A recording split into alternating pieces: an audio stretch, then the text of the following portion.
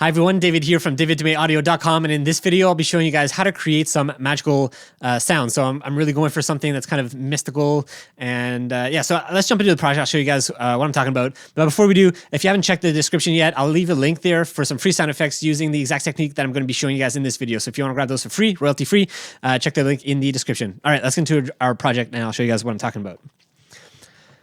All right, so here we go in our project. I'll be using Iris 2 for this video, but let's hear what kind of sound effects we're going to be creating here. So this is the style I'm going for. Here's another one. All right, so those are the sounds that we're going for here. So before we actually jump into Iris 2, though, the first thing we're going to do is we're going to be creating bell sounds. So the way I like to do that is just using synths. So I'm going to be jumping into Absinthe here.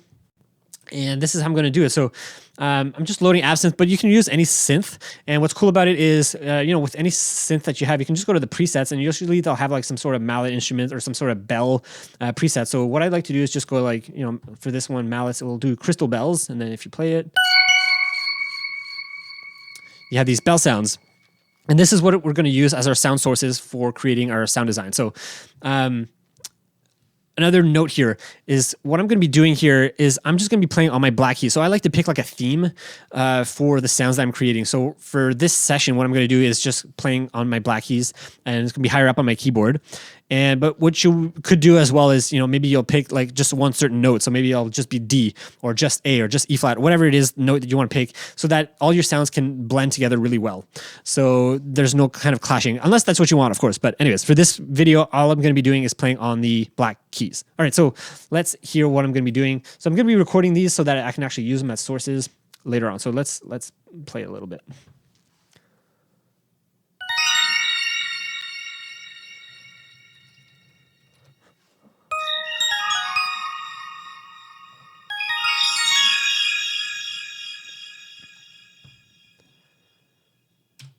All right, so that might be one source. Now what I like to do is either find another preset, but what's nice about Absinthe here is that you can actually mutate the patch and create some new bell sounds. So let's try that. I don't like that one. Let's try it again. So that one's a nice one, so let's go with that one.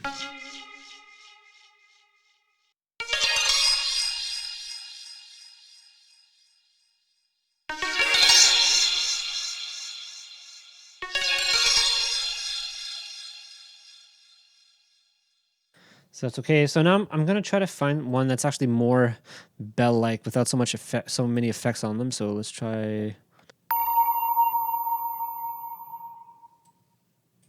this one. I'll record it again.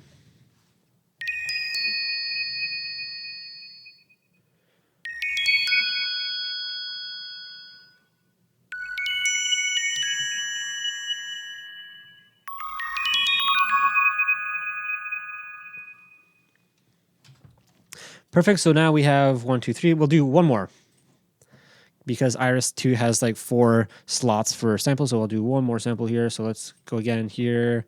Let's try this one here.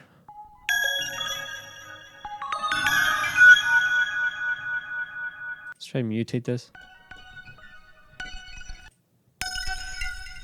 That's cool. So let's try that.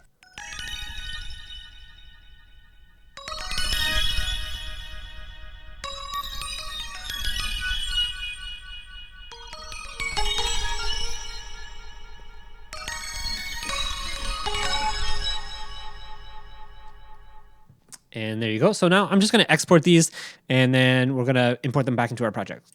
All right, so we are back. And now what I'm going to do is we're going to open a new patch, a new instance of Iris here. So let's put it at the bottom.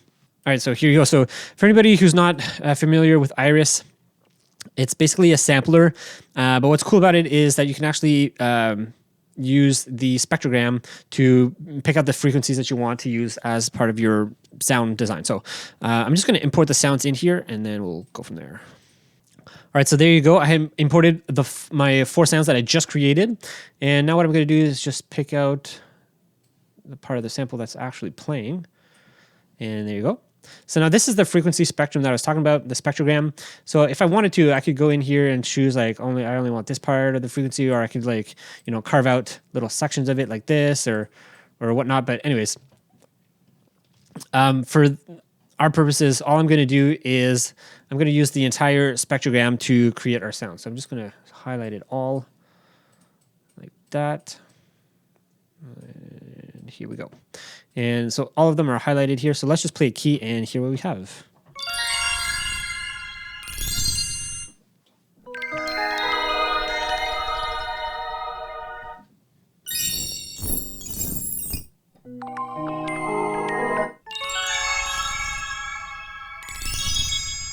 So we have all 4 samples playing at the same time.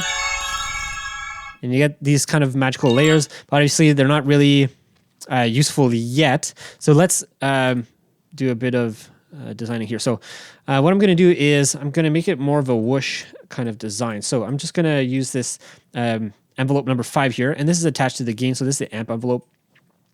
So if we play it now,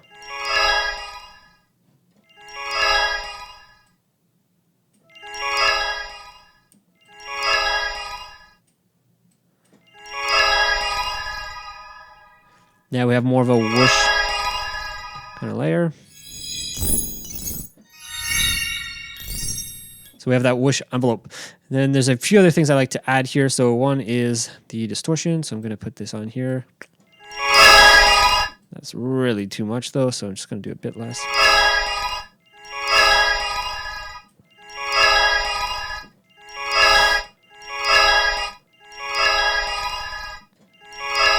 Just a little bit, and then some delay. So let's put that on.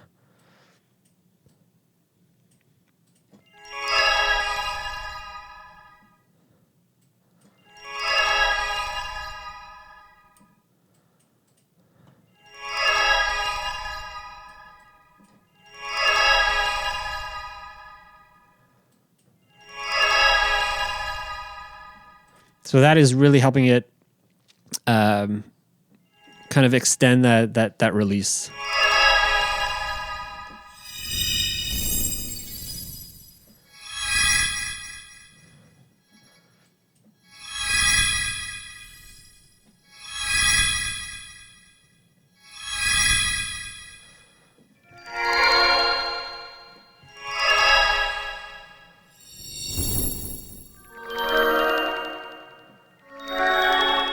And there you go. This is your basic, spell sound.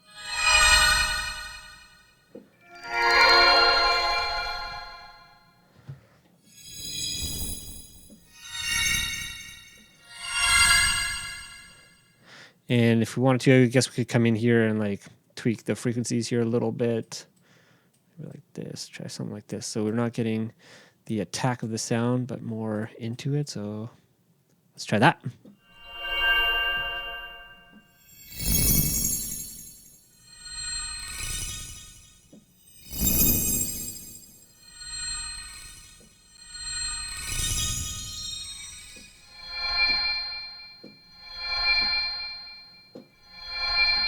So this sounds kind of nice. And then if I play higher on my keyboard,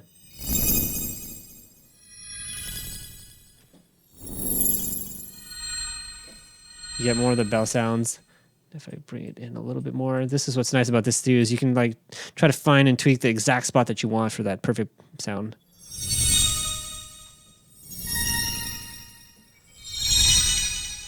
And what's cool as well is because it works really well because every time we played like the sample, we played a different like version of it. We played different notes, so it's never going to sound the same based on where we choose the sample to start. So that sounds cool. It's nice. Why don't we try another one like over here, like that. So that sounds cool. I really like that one.